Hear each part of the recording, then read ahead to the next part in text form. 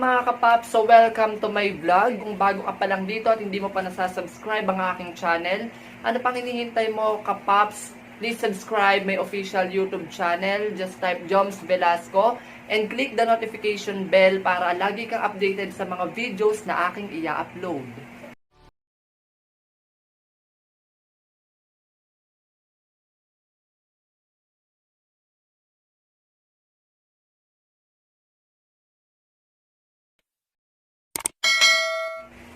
Ayan, at syempre dahil baguhan pa lang po ako dito sa industriya ng pagbablog, sisimulan ko po ang aking first vlog sa isang introduction at ito po ay pinamagatan nating 10 facts about me. Siyempre may additional pa tayong question and answer. Ito ay nanggaling po sa ating mga masugid na subscribers at lagi nag-aabang mga abangers kung tawagin. Sila yung lagi nag-aabang ng aking mga pinopost at laging nakiki-update sa kung ano bang nangyayari sa buhay ko. Ito po yung 10 facts about me. Sabihin, ito yung mga hindi ninyo alam patungkol sa akin. So, facts number 10. Facts number 10. Yan. 10. Ang aking pong full name ay Jomar Pamplona Velasco. Yes, Jomar Pamplona Velasco. Kung nagtataka kayo bakit Joms Velasco yung naging screen name ko. Kasi po, during college, nakatalikod po ako noon and then naglalakad ako noon. Basta nakatalikod ako something. Tapos bigla akong, uso that time yung Jejemon. Then bigla akong tinawag ng classmate ko. Sabi, Joms. Yan po. Kasi uso yung mga So, tinawag po ako bigla, sabi sa akin, Joms. Tumingin naman ako bigla. Then, nung bigla pumasok sa ano ko, ay, ang ganda pala, ang sarap pakinggan ng Joms. Fact number 9. Yan. Ito po, mahilig po akong gumala. Makakalimutan nung kabataan ko. Talagang gala po talaga ako eh. Kung saan ako napapadpad. Minsan, aalis ako ng bahay ng 4 p.m. o kaya 3 p.m. Tapos ang balik ko na po 10 na ng gabi. Imagine at young age po. Napakabata ko pa po nun pero gala na po talaga ako. Hanggang ngayon naman pagtapos sa trabaho tapos naisipang gumala. Gala dito, gala doon. Go, di ba? So fact number 8. Ako po ay madaldal. Hindi naman obvious, di ba? Alam niyo po ba na sa aking work, since ako ay teacher, kapag ako ay nagtuturo, siguro sa pagpasok ko ng classroom, isang oras yung klase, meron munang 15 minutes na chikahan with my student. So, nagchichikahan muna kami, kwento dito, kwento doon, kwento bago ako mag-start sa klase. Ganon din sa faculty, pag nasa faculty kami, sobrang daldal ko, yung radyo na naasaksak, walang tigil, kailangan mo pang tanggalin yung saksak para tumigil. Ano po? Parang redundant. Tumigil. Fact number 7. Kahit po ako madaldal, ako naman ay approachable.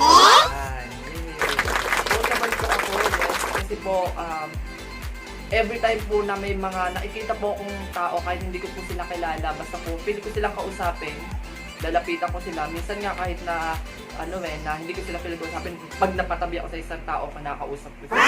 Hindi ko alam basta feeling ko approachable ako.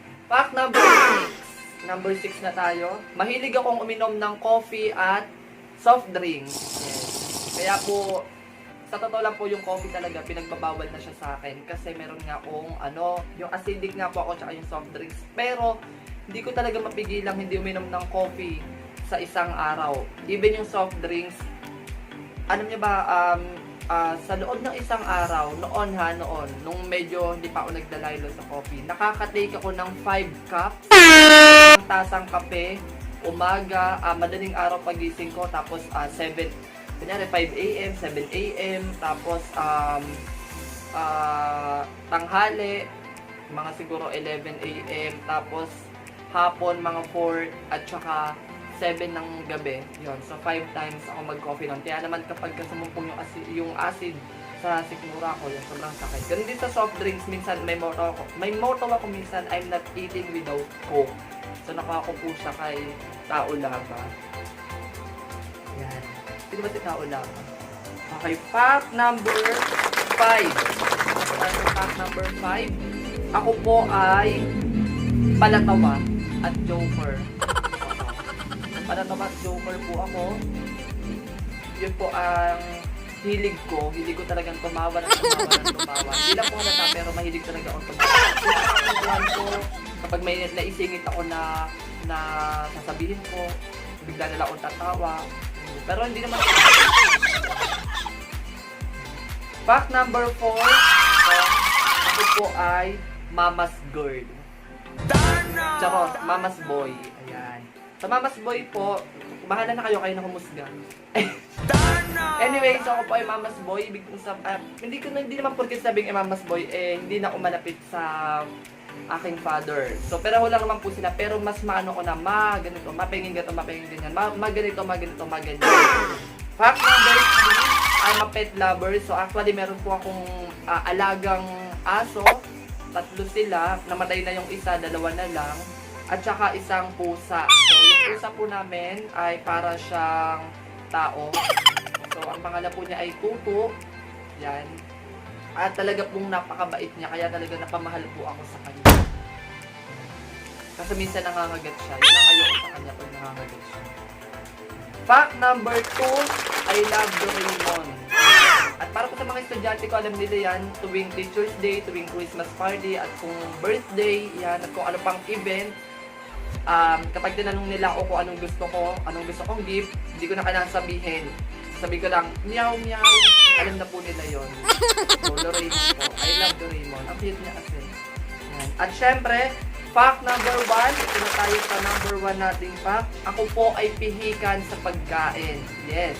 Totoo po yan. Hindi naman po ako maarte, pero hindi lang talaga ako palakain basta-basta. So, minsan bago ko po kainin yung isang pagkain, inaamoy ko po muna siya. Kung baka mamaya panis. Naamoy ko lang po muna siya kung ano po bang lasa niya. At syempre, kapag naamoy ko na siya, tsaka ko siya kakainin, tikman. Tapos kapag masarap, go. Kapag hindi, hindi po. Pero minsan yan, kahit masarap siya o hindi talaga akong palakain eh. Ewan ko ba, alata naman sa katawan ko, di ba? So, ayun po yung 10 facts about me. So, na nga po ang ating question and answer portion dito sa ating first vlog. Tanong po na ito ay nanggaling sa ating mga abangers. Yan, yung mga masugid nating taga-abang sa aking official Facebook account. Ibigay po sila ng mga question and then gaya nga po na ipinangako ko po. So, sasagutin po natin lahat ng mga katanungan ninyo as long as kaya kong sagutin. So, wag na po tayo magpatagal. Simulan na po natin sa ating first question na mula kay Mekit Cruz. So, shout out sa iyo, Ma'am Mekit. So, ito pa ang tanong niya. What or who inspires you to do vlogging? Sino ba? Siguro yung mga artista. Kasi bida-bida ako.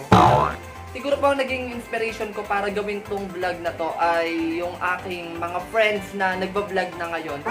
Halos lahat po ng mga friends ko, nakita ko sa YouTube chat, sa YouTube, so meron na silang mga channel. Then nung nakita ko sila, nakakatuwa na nakakapag-share sila ng happiness sa kapwa nila. So sabi ko, one time mag-vlog para ako rin susubukan ko kung makakapagpasaya ba ako sa pamamagitan ng social media.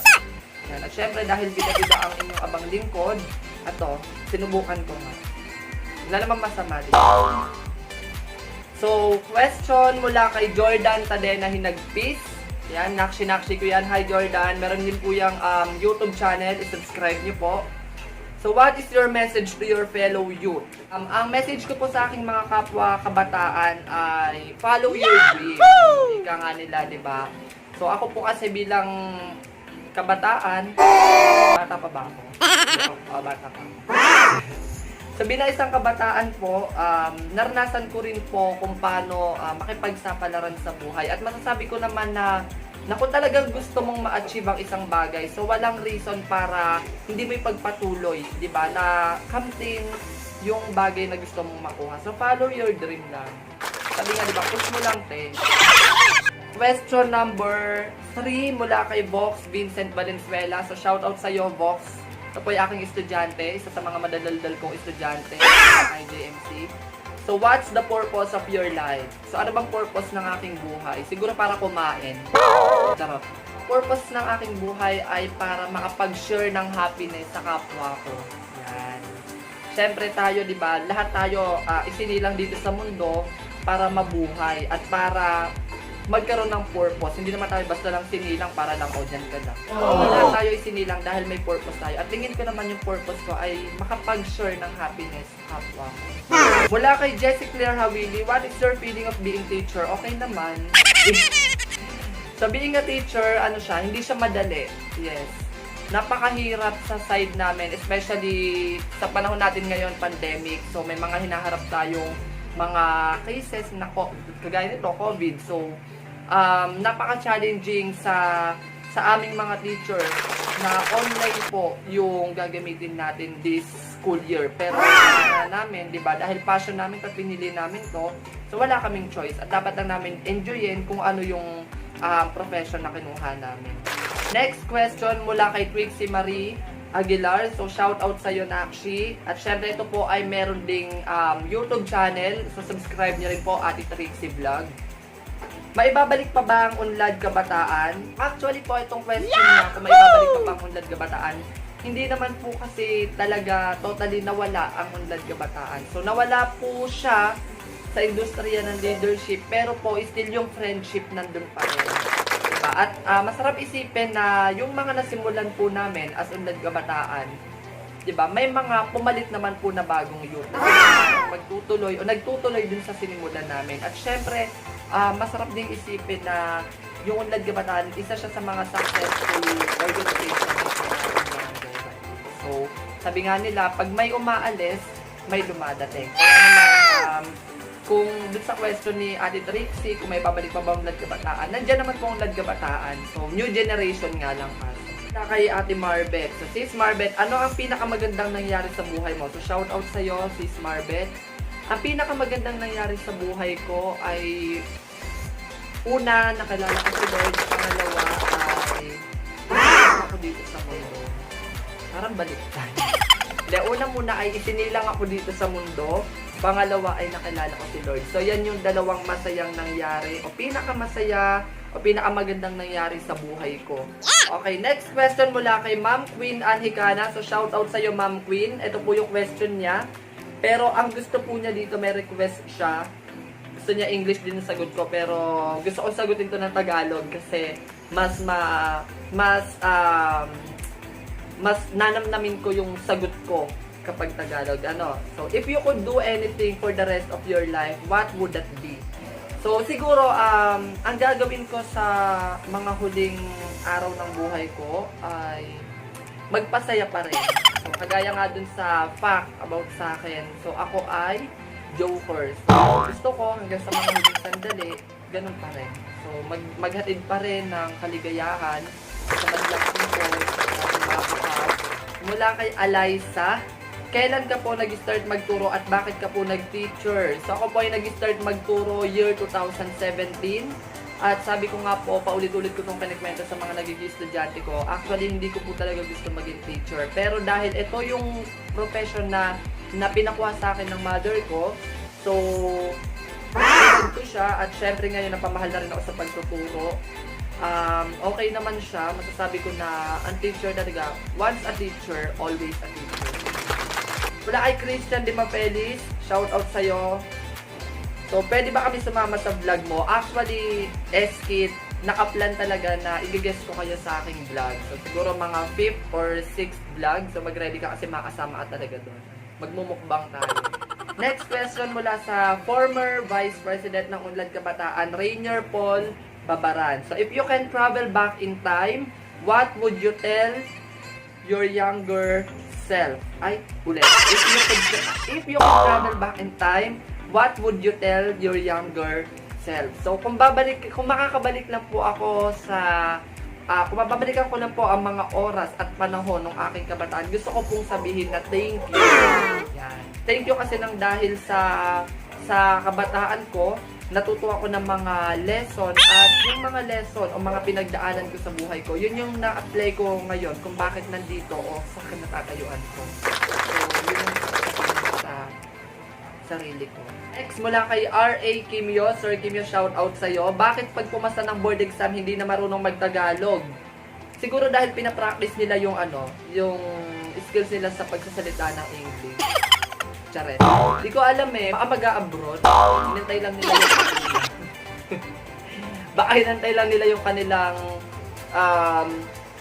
license, tapos pupunta sila sa America. So, nag-practice mag-English, edi tinamad na Next question ay mula kay Ate Angel Salcedo. Ano yung may thrill, zombie virus or COVID-19? Para po sa akin, mas may thrill yung zombie virus. Ang sarap kasi magpahabol sa mga zombie. Tapos may dala kang baseball bat, hahampasin mo sila, so napakasaya. Para saan mas may thrill yun? Eh, ang zombie, makikita mo sila. So, pwede ito'y magtaguan, pwede ito'y maghampasan. Mas may thrill po sa akin yung zombie virus. Next question natin mula sa aking best friend, o isa sa mga best friend ko si Ephemore Joyce Lubag. Anong una mong gagawin after ng lockdown? So ito po ay matagal nang na-question sa akin, hindi ko pa man naisip mag-vlog. Natanong na po sa akin to. Ang una kong gagawin after lockdown ay mag-church. At syempre, mag-church ako para magpasalamat dahil napagtagumpayan natin yung dumaan na pinakamalaking pagsubok sa buhay natin. Hindi lang sa atin, hindi lang sa bansa natin, kundi sa buong mundo. At ito yung pandemic. After lockdown, pupunta ako sa church at magpapasalamat kay Lord. Nang sa ganun ay maibalik naman natin yung papuri dahil syempre, di ba nga, kundi dahil sa Kanya, hindi tayo makakaligtas sa mga iba't ibang uri ng tulad nito, sa kunagin. And everything.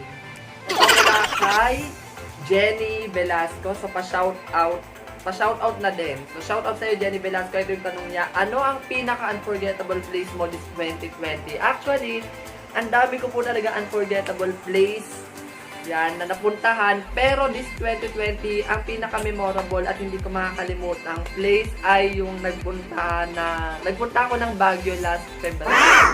Talaga unforgettable siya kasi during that time, nababalita na magkakaroon ng lockdown, total lockdown. Pero, nakapasyal pa rin ako sa Baguio. At nung pagpasyal ko sa Baguio, pagpasyal namin, pag-uwi namin dito, saktong nagkaroon naman ng lockdown. So, kahit pa paano, diba, nakagala muna ako. Sabi ko sa inyo, gala ako. So next, mula kay Angela Pastolero, shoutout sa'yo, Ate Angela. So kung may pagkakataon kang magmahal ulit, sino at bakit? Ang tari naman ang question mo, broken hearted ka, te, ano? So kung may pagkakataon na kung magmahal uli, ba't may uli? Parang ulit-ulit. Gusto ko siya pa rin. Siya at siya pa rin. Kasi, masasabi ko na siya yung isa sa mga reason kung bakit ako masaya. Isa siya sa mga nagpasaya sa buhay ko. Kaya, kung may pagkakataon ako magmahal ulit, wala akong iba pipiliin kundi siya pa rin.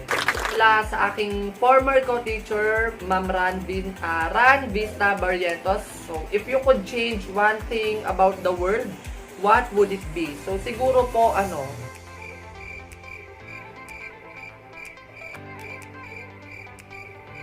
siguro wala. Kasi masasabi ko naman na lahat naman ng nasa mundo natin o nakikita natin dito sa mundo natin ay God creature yan eh. So, ibig sabihin, hindi naman yung gagawin ni Lord kung hindi yan perfect o walang purpose. Sabi nga natin, di ba? Kaya tingin ko, wala akong babaguhin. Kasi kung ano yung binigay ni Lord, yun pa rin yun. So, walang dapat mabago. Kay Kurt Jarrell Amaya. So, shoutout sa'yo, Kurt Jarrell Amaya from San Isidro. So, pag niliha mo ang sandpaper, may matitira pa ba? Tingin ko kung lilihain ko ang sandpaper, uunahin kitang lihain. Tingin ko syempre wala na. Sa nipis ng baka manipis pa to sa tiyan mo eh. Jega black. So, syempre malamang wala na. Ano ka ba? So, sandpaper, tingin ko wala na. Yan. Panliha na nga, diba? Mula kay Ma'am Lino Nagera. So, I miss you, Ma'am Nona. So, ito po. Kailan po ako yayaman, sir? Siguro, Ma'am, magbanat ka ng buto. Chares. Naman tayo ay mayaman sa pagmamahal ni Lord, diba? So, yung kasi pagyaman natin ay sa atin din mismo nakasalalay. Kung masipag ka at matyaga ka, so, malamang, yayaman ka. Sabi nga nila, pag may tiyaga, may adobo. Next question na mula kay Sis Migs Mohar. Kung papipiliin ka between TikTok or YouTube, anong pipiliin mo at bakit? Siyempre, pipiliin ko po ang YouTube kasi sa YouTube merong sahod. Pareho lang naman kasi pareho naman silang nakakaaliw. Pareho silang nagbibigay ng nakakatanggal ng stress. Kaya, TikTok or YouTube, ano man sa dalawa, go lang ako. Sabi nga, di ba ni Marian Rivera, yes na, go lang. Last question ay mula kay Ate Gremary Santos na ako'y napatawa mo dito ng bonggang-bongga. Gaano kasakit pag una? Siyempre, masakit talaga pag una kang nasaktan. Hindi pa lang ano gagawin mo. Pero kapag ka, dahil siyempre, una kang nagmahal, so, dahil una kang nagmahal, pag na-broken hearted ka, masakit talaga yun. Yung sakit na yun, yun yung magiging lesson sa'yo. Para sa susunod na nagmahal ka at na-broken hearted ka uli, malakas ka na. Kasi at yan po nagkatapos ang ating question and answer portion mga kapaps. Once again, maraming salamat po sa lahat ng tumutok, sumubaybay at nanood ng aking first vlog. At syempre po, ulitin ko na ulit sa mga hindi pa nakakapag-subscribe, please do subscribe my YouTube channel. Ito po. So just type Joms Velasco and click the notification bell para updated ka sa mga susunod pang video. So once again, thank you so much.